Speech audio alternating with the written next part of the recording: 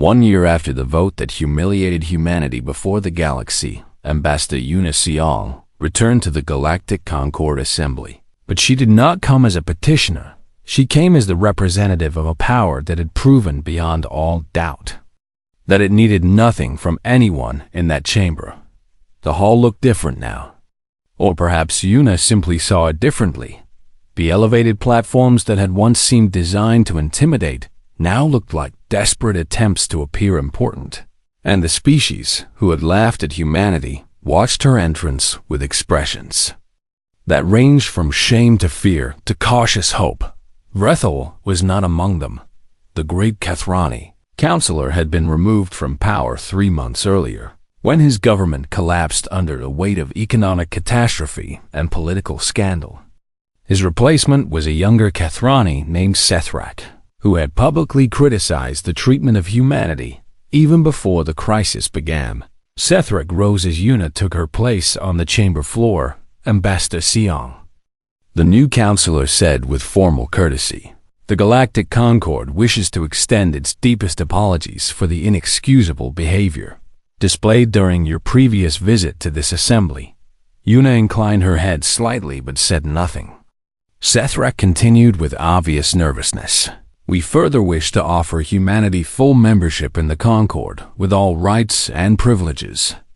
And we are prepared to discuss reparations for the damage caused by our predecessors' actions."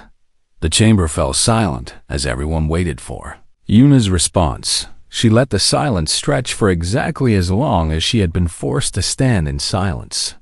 While being mocked 1 year ago, then she spoke. The Galactic Concord had 15 years to offer humanity membership. She said calmly, "During that time, we followed every rule and met every standard and contributed more than any observer species in Concord history." She paused to let the words sink in. "You chose to reject us with ridicule and contempt, and now that you are suffering the consequences of that choice, you wish to pretend it never happened." Sethrak shifted uncomfortably.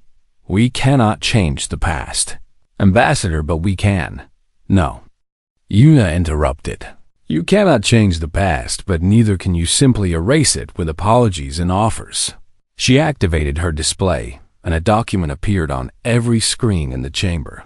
"This is Earth's position," she announced. "We are not interested in rejoining an organization that has demonstrated its willingness to treat us as inferiors whenever it feels confident enough to do so."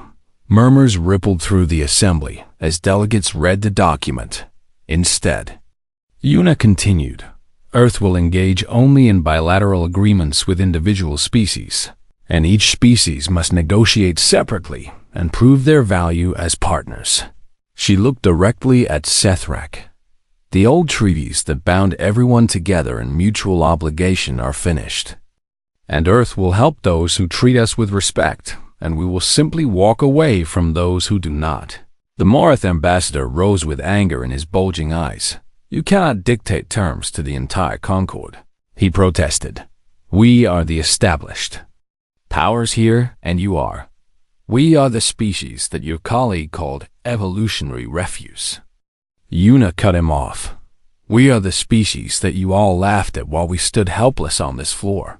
She turned to face him directly. "And we are also the species whose absence has caused more damage to your civilization in 1 year than any war in your history." The Morath ambassador sat down heavily, his protest dying in his throat.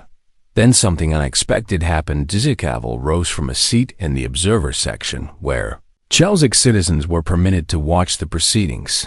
The scientist's voice was unsteady but determined as the translator rendered clicking sounds into human speech. "I speak for the Chelsic people, though I have no official authority to do so," Zikavel announced. "And I say that we were wrong." The chamber stirred with surprise. "We laughed when we should have protested, and we stayed silent when we should have spoken, and we lost something precious because of our cowardice." Zikavel turned toward Yuna. "On behalf of every Chelsic who signed the petition demanding that our government acknowledge its shame, I offer not just apology, but action. and I formally request direct partnership between our people and humanity on scientific matters. Una studied the brave little scientist who had crossed forbidden space to maintain a friendship. The Chelsic petition was noticed, she said, and it will be considered when Earth evaluates potential partners. It was not acceptance, but it was also not rejection. And Zikavel sat down with something like hope in compound eyes that glistened with moisture. The session continued for hours. As species that had dismissed humanity now competed to demonstrate their worthiness as partners. Some offered trade concessions, while others promised technology sharing, and still others simply begged for the restoration of human services that they had never appreciated until they disappeared. Una responded to each with careful consideration, making no promises but closing no doors. When it was finally over, she gathered her things and prepared to leave. The Morath ambassador blocked her path, his wet skin glistening with agitation. "What do you want?" he demanded. "What will satisfy humanity's thirst for revenge?" Una looked at the creature who had insulted her species and her world, and everything she had worked to build. She considered his question seriously. "We wanted respect," she said at last. "We wanted to be treated as equals despite our differences and our difficult history." She stepped closer, and the Morath flinched despite himself. "You taught us to stop wanting things from people who have none to give, and now we simply expect to be treated as we deserve, or we walk away." She moved past him toward the exit. "The choice was always yours," she added over her shoulder. "It still is." The human delegation departed through corridors that had once echoed with mockery. Behind them, the Galactic Concord scrambled to adapt to a new reality. Somewhere in the chaos, Zikavel found a communication terminal and sent a message to Earth. It reached Mireille Choi as she sat in her apartment watching the broadcast of the assembly session. The message was simple. "Thank you for teaching us what courage looks like." Mireille smiled and began composing a reply. Outside her window, the stars shone with the same light they had always carried. But somehow everything looked different now. Humanity had not conquered the galaxy, or destroyed their enemies, or taken revenge for past wrongs. They had simply demanded to be treated with dignity, and in doing so, they had changed everything. The crisis that finally broke the Galactic Concord came from the darkness between stars, where the Hollow March had waited for exactly this moment. The Hollow March was a fleet of raiders and pirates and desperate refugees from a dozen failed civilizations, bound together by nothing except hunger and the willingness to take what they needed from those too weak to stop them. For decades, the combined patrols of the Concord species had kept them contained in the outer regions where there was little worth stealing, but those patrols had grown weaker since humanity's withdrawal communication systems degraded without human-designed coordination software. Supply lines stretched thin as fuel costs rose. Ships that should have been working together instead operated in isolation because the translation systems that let different species cooperate were failing. The Hollow March noticed. They struck a Morath colony world called Thesan Prime with overwhelming force, dropping from faster-than-light travel in a swarm of mismatched vessels that blotted out the stars. The colony's defenses held for 3 hours before crumbling, and then the raiders poured through the gaps to take everything of value and everyone who could be sold. The Morath ambassador, who had called humanity evolutionary refuse, sent desperate requests for help to every Concord species. The response was sluggish and uncoordinated. Ships arrived piecemeal and fought without strategy because nobody could agree on who should command the combined fleet. By the time the raiders withdrew, they had taken 17,000 Morath civilians and enough resources to fund their operations for years. The same ambassador then sent a message to Earth begging for military assistance. Admiral Junho Beek read the message in his office overlooking the Pacific Ocean, his face expressionless as he considered the elegant irony of the situation. He forwarded the message to a secure archive without response. When his aide asked if they should at least Acknowledge receipt, the Admiral simply shook his head. They had their chance to treat us as partners. He said quietly. They chose to treat us as garbage instead. Ambassador Yuna Seong faced more difficult questions from members of the United Earth Council, who argued that humanity had a moral obligation to help innocent people regardless of how their leaders had behaved. She listened to their arguments with respect and then asked a single question. When our first colony ship was attacked by pirates 30 years ago, we begged the Concord for intervention. And do any of you remember what they told us? The chamber fell silent because everyone remembered. The Concord had refused to help because Earth was not a member species. 200 colonists had died in the cold darkness of space, while the galaxy watched and did nothing. They established the rules. Yuna said, "We are simply playing by them now." The debate ended, though not everyone was satisfied with the outcome. Meanwhile, Tsikavol made a decision that could have cost the Chelzik scientist everything. Unauthorized travel to human space was forbidden by Concord law. But Tsikavol no longer cared about Concord law. The research vessel that had once been home was mothballed, and the project was abandoned, and everything they had worked toward was falling apart. If there was any chance of salvaging something meaningful, Tsikavol would take it. The journey to Earth's border took 3 weeks in a small personal craft that was never designed for such distances. Tsikavol nearly ran out of fuel twice and had to barter personal possessions for supplies at stations, where Chelzik were increasingly unwelcome. But finally the destination appeared on the navigation screen of a neutral station on the edge of human space, where old friends might still be willing to meet. Mireille Choi was waiting when Tsikavol's battered vessel docked. The two scientists stood in silence for a long moment, separated by a transparent barrier that neither of them had asked for, but both understood. Then Mireille opened the door and let her old friend through.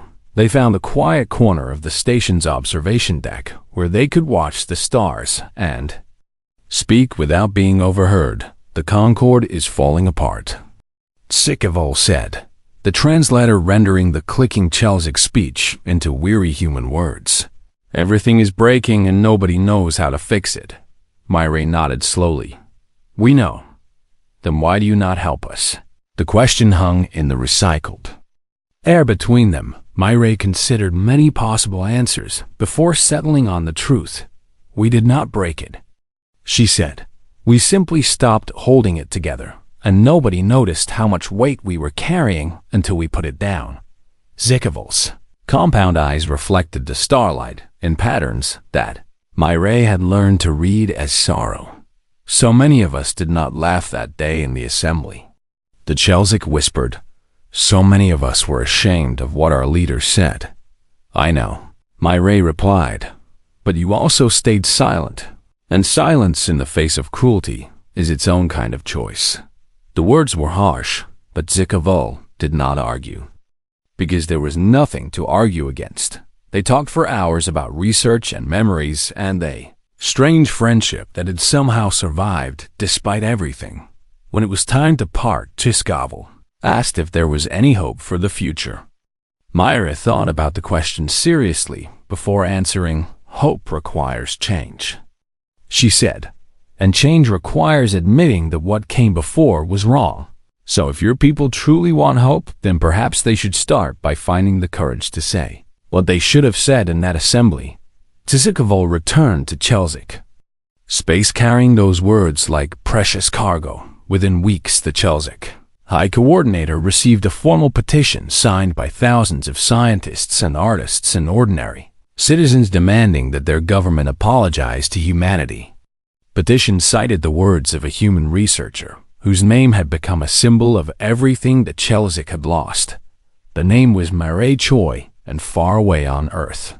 Mireille smiled when she heard the news, though she was careful not to let anyone see. 6 months had passed since humanity walked away from the galaxy, and the Galactic Concord was beginning to understand the weight of that departure.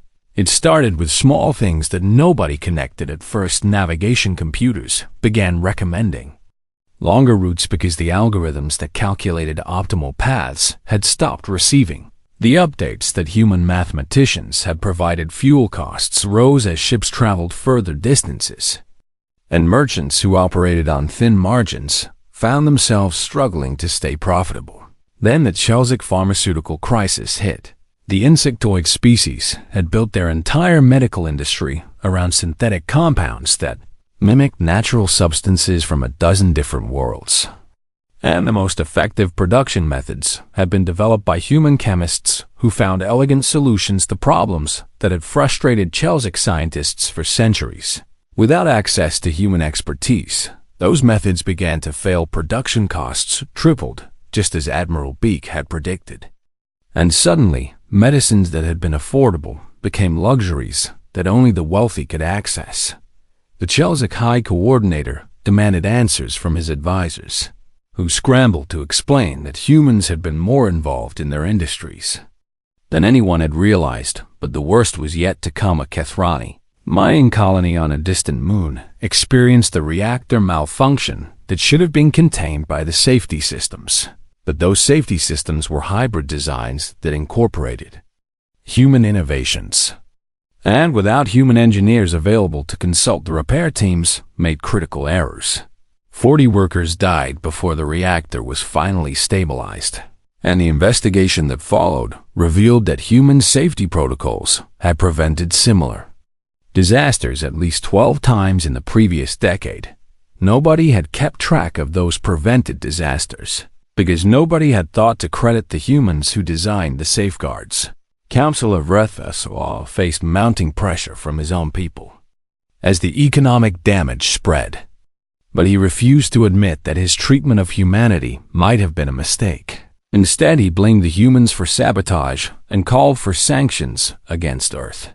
The irony of sanctioning a species that had already left was apparently lost on him. Far away from these troubles, researcher Myre Choi sat in her small apartment on Earth and stared at a message that had arrived through unofficial channels.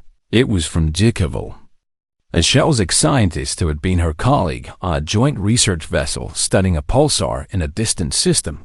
They had worked together for 3 years before Mireille was ordered home, and in that time, they had become something like friends despite the vast differences between their species. The message was desperate. The research is failing without you. Jikavil had written in careful human script that must have taken hours to compose. Your way of looking at the data, your ability to find patterns that nobody else can see.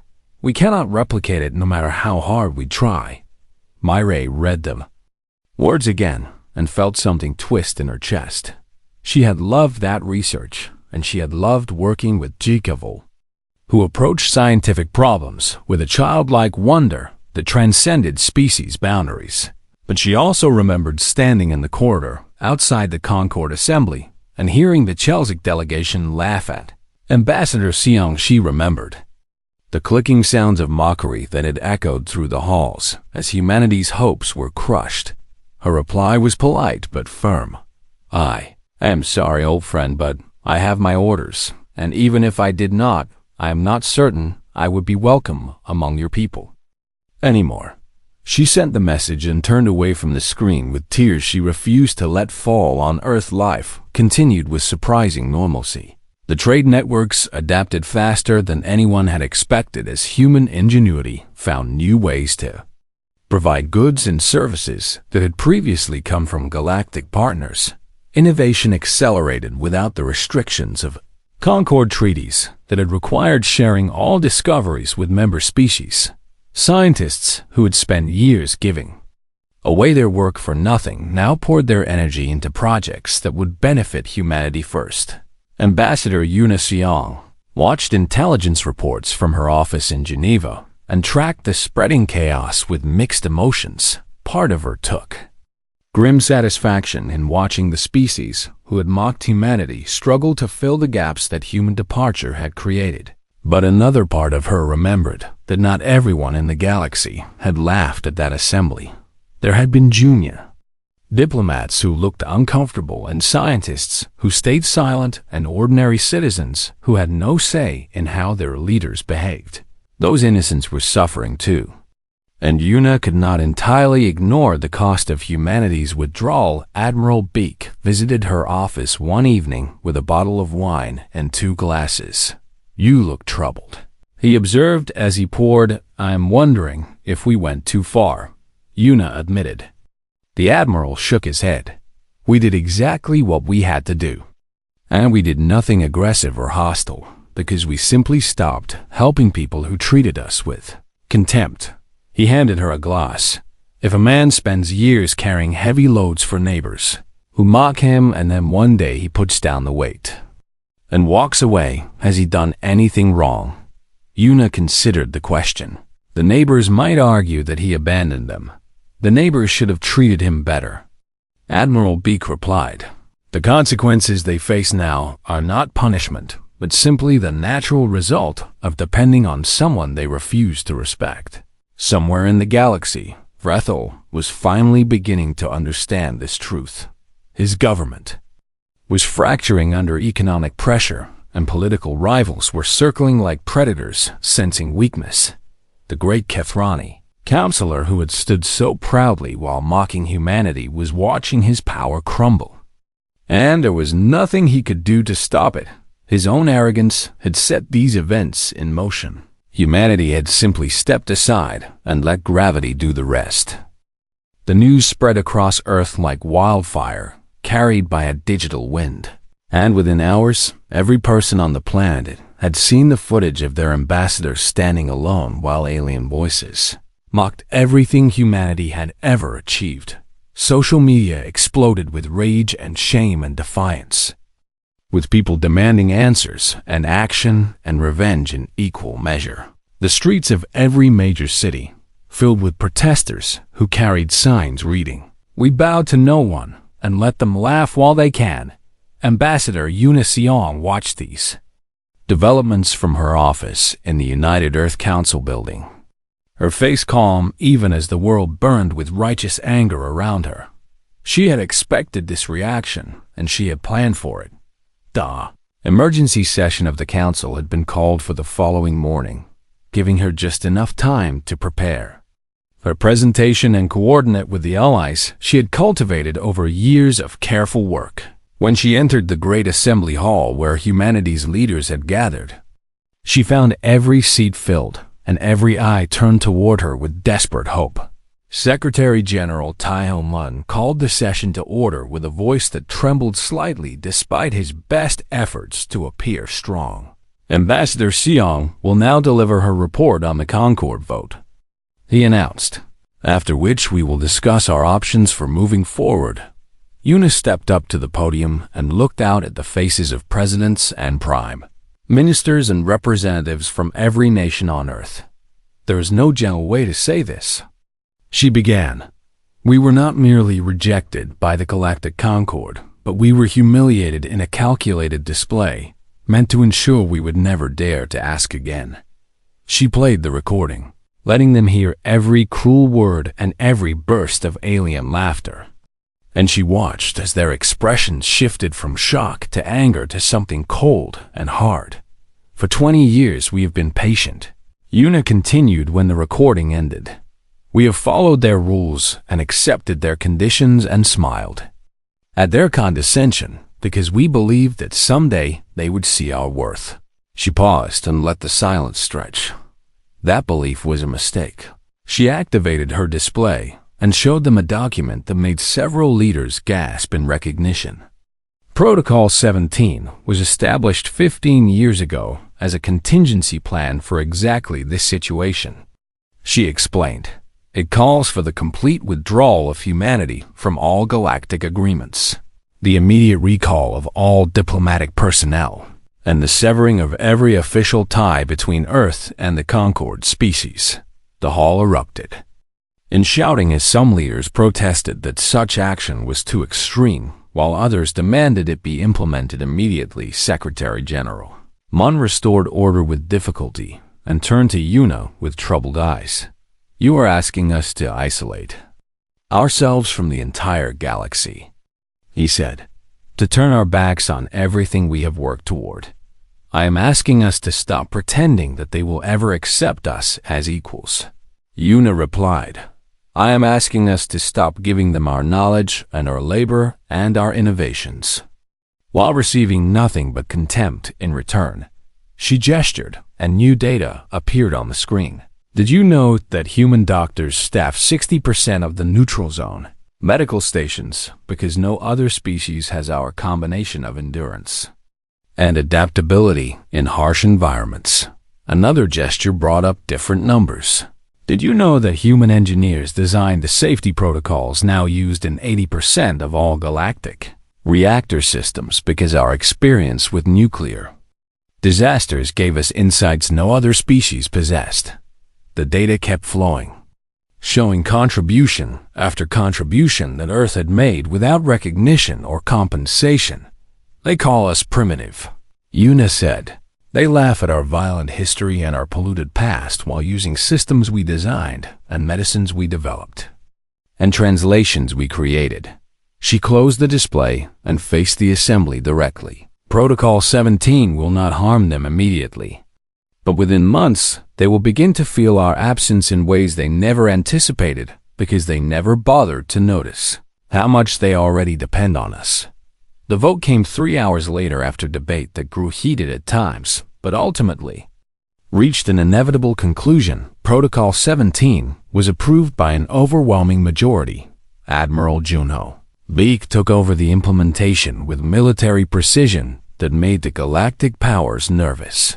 When they finally noticed what was happening, human diplomats closed their offices without warning and departed on the next available transport. Trade representatives terminated their contracts and returned home with all their files and all their knowledge. Research partnerships ended mid-project. As human scientists packed their equipment and said goodbye to confused alien colleagues, the Concorde barely noticed at first. Vrethal dismissed reports of human withdrawal as a childish tantrum that would end when Earth realized they could not survive without galactic trade. But Admiral Beak knew something the Concorde did not. He met with Yuna in a secure facility beneath the mountains of what had once been called Switzerland and showed her files that had been classified at the highest level for over a decade. We were never just learning their protocols, he explained with a thin smile. We were learning everything else as well. The files contained detailed analyses of every Concorde species, their technologies and their weaknesses and their dependencies and their fears. Every human diplomat had been trained in intelligence gathering. Every human scientist had been cataloging alien knowledge while sharing their own. Every human trader had been mapping supply chains and identifying critical bottlenecks. They thought we were naive newcomers, eager to please. Admiral Beak said, they never considered that a species forged by millions of years of predators and disasters and competition might know something about strategy. Yuna studied the files with growing appreciation. How long before they feel the effects? The Chelsic will notice first. The Admiral replied, their pharmaceutical industry depends on organic compounds that only human chemistry can synthesize efficiently, and within 3 months their costs will triple. He pointed to another section. The Morath translation software is built on linguistic frameworks that human researchers developed, and without our updates, their system will begin degrading in 6 months. More examples followed, each one showing how deeply human contributions had woven themselves into galactic civilization. Vrethal might believe that Earth was irrelevant, but the truth was something very different. Humanity had spent 20 years making themselves essential while being treated as worthless. Now the galaxy would learn what happened when something essential suddenly disappeared. The great chamber of the Galactic Concorde Assembly stretched upward like the inside of a cathedral built for giants. And Ambassador Yuna stood at its center, feeling very small indeed. She had prepared for this moment for 3 years, rehearsing every word until they flowed like water, studying the customs of every species until she could greet them in their own gestures. And yet none of that preparation could quiet the drumming of her heart as 12 alien delegations stared down at her. From their elevated platforms, the Kethrani sat highest of all, their scaled bodies gleaming under the artificial lights, their four eyes blinking in patterns that conveyed emotions humans had only recently learned to read. Beside them, the insectoid Chelsic clicked their mandibles in what passed for polite attention, while the amphibian Morith delegation kept their skin perpetually moist with sprays from hidden nozzles built into their seats. 15 years, Earth had waited for this vote, and Una carried the hopes of 8 billion people and the datapad she held before her honored members of the Concord. She began, her voice steady despite everything. Humanity comes before you not as conquerors or beggars, but as partners, seeking mutual growth.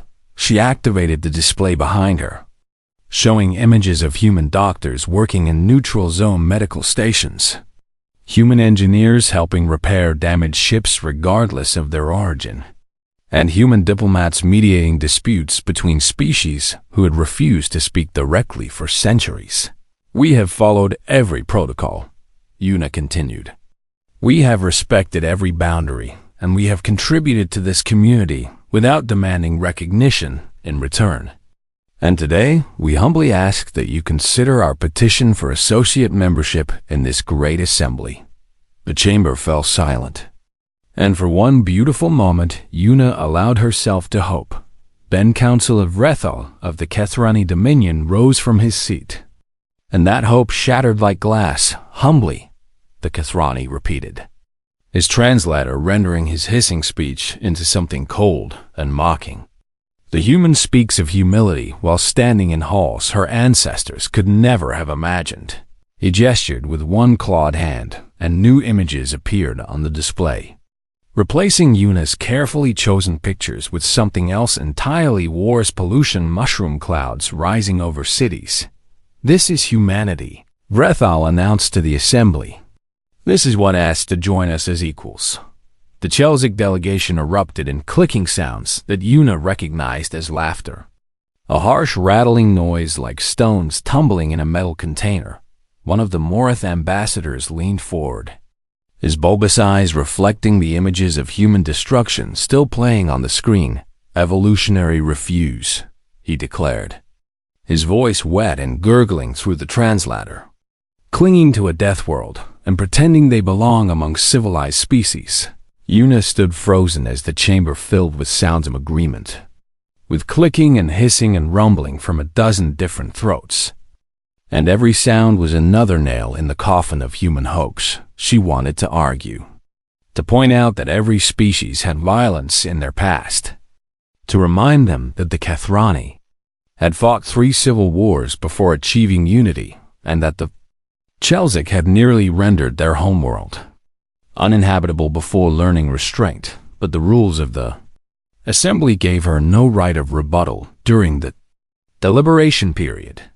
And so she stood in silence while they tore apart everything humanity had worked toward.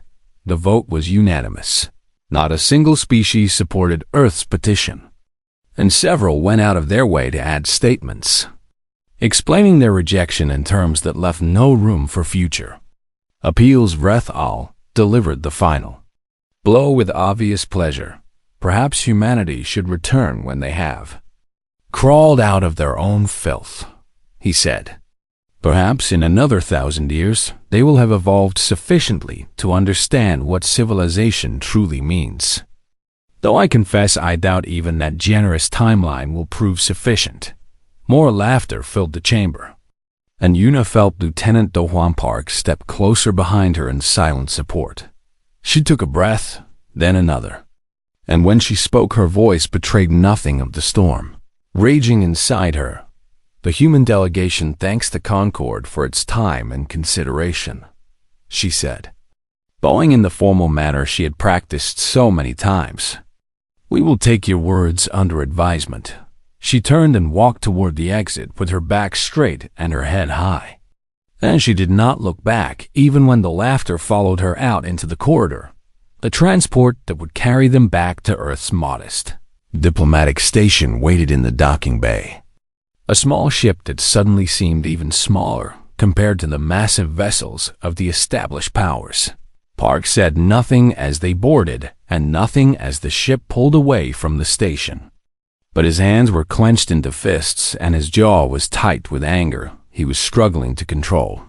Only when the Concorde station had shrunk to a distant point of light did he finally speak. What happens now? Ambassador. Una stared out the viewport at the stars. Countless points of light representing worlds that had just slammed their doors in humanity's face. We have tried diplomacy for 20 years, she said quietly. We have smiled and nodded and followed their rules and accepted their insults because we believed that patience would eventually be rewarded. She turned to face the young lieutenant, and something in her eyes made him take an involuntary step backward. Perhaps it is time the galaxy learned what humans do when diplomacy fails. Park swallowed hard but held her gaze. What are you suggesting? Una smiled. And there was no warmth in it. I am suggesting that we stop playing their game entirely. And I am suggesting that we remind them why our ancestors survived on a world that tried to kill them every single day for millions of years. She pulled out her personal communicator and connected to the secure channel that linked directly to the United Earth Council.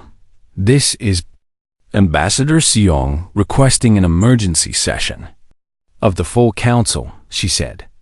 Please inform the Secretary General that Protocol 17 may need to be invoked. There was a long pause before the response came. The voice on the other end sounding shaken. Understood, Ambassador. Though I must ask if you are certain about this course of action. I am certain, Una replied. They wanted to know what humanity is truly capable of. And I think it is time we showed them. She ended the communication and returned her gaze to the stars. Somewhere out there, the galaxy continued to laugh at the small planet called Earth, at the strange creatures who walked on two legs and dreamed of reaching beyond their world, at the species that had been dismissed and ridiculed and turned away from the table of civilized peoples. They would not be laughing. For much longer, Una Seong had spent 20 years learning how to be diplomatic and patient and understanding. And she was very good at all of those things. But she was also human. And humans had a talent for something else entirely when pushed too far. The galaxy was about to learn a lesson that it would never forget.